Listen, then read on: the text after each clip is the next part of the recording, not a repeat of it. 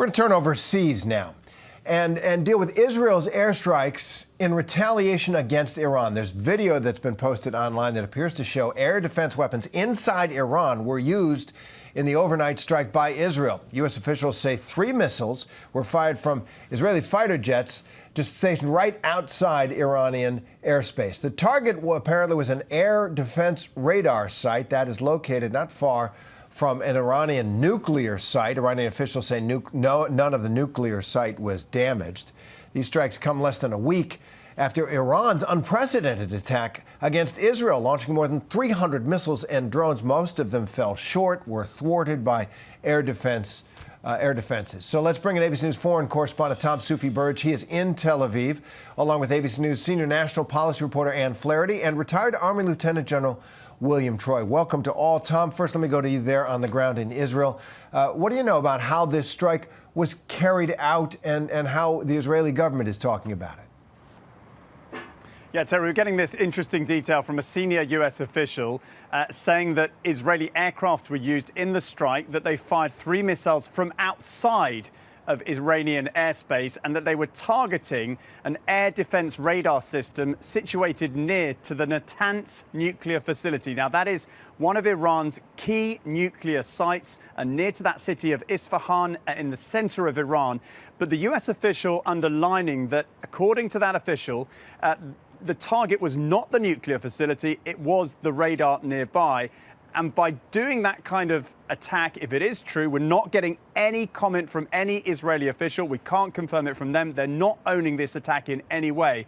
But if that narrative is true, it points to the fact that the Israelis did limit this strike, but at the same time were messaging. They were messaging clearly to the Iranians that they have the capabilities, that they could target Iran's most important sites, its nuclear program. All right, well, that is the message out of Israel, no question. And the U.S. was not involved in this strike, said in advance we wouldn't be involved in any retaliatory strike against Iran that Israel wanted to launch. So now that Israel's done it, what are we hearing from the White House?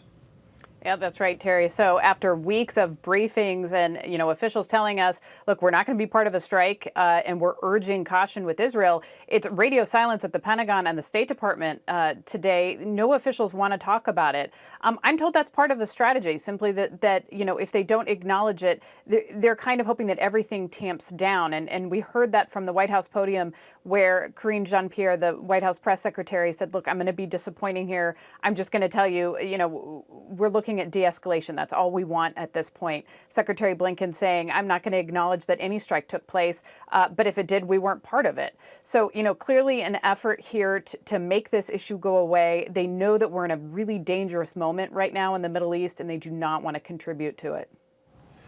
Absolutely. And General Troy, as Tom has reported this, the Israeli government has said the target was a defense radar site, part of that nuclear facility, part of the Iranian nuclear program, but they didn't hit the nuclear facility. So how do you assess what it tells us about Israel's capacities, Iran's capacities, and their intentions as they slowly escalate this confrontation between each other? Terry, I think as your correspondent said so well, they sent a message. Israelis sent a message. And the message was very clear. It's kind of like that old line, we know where you live, and there's more of this where this one came from. So it was clear that they don't want to escalate, but they want to be crystal clear that they've got the capacity to do it. Despite everything else that's going on in Israel, and they're fighting in Gaza and what's going on in the north, they still have this capacity. And they've got friends, and they're nowhere near tapped out yet. And General, it would seem that given that these are the first direct exchanges of fire between Israel and Iran ever. And so in this instance, we have Iran just unleashing hundreds of drones and missiles at Israel and royally failing. To do any serious damage, and Israel with just one shot demonstrating, as you said, it looks like Israel way out in front if you were judging who has the upper hand and the capacities here. Yeah, and I think it's really important to note that in the defeat of the Iranian airstrike, look at the nations that were involved in that defensive engagement.